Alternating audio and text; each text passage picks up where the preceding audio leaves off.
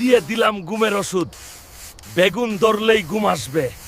এখন শুধু চোর আসার অপেক্ষা। খেলা হবে। ভাবি, তুমি কি খবর শুনেছো? এটা একটা বিপর্যয়। কদ্দুস দাদু বেগুন ক্ষেত পাহারা দেওয়ার জন্য হালকে ভাড়া করেছে। কি বলিস?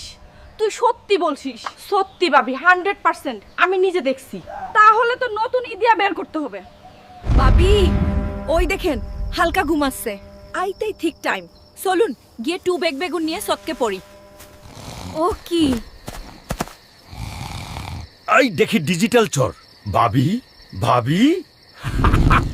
ভাবি ভাবছে আমি ঘুমিয়ে আছি, কিন্তু ভাবি তো জানেন আমি যাতে মাতাল তালে ঠিক। খেলা হবে সকালে।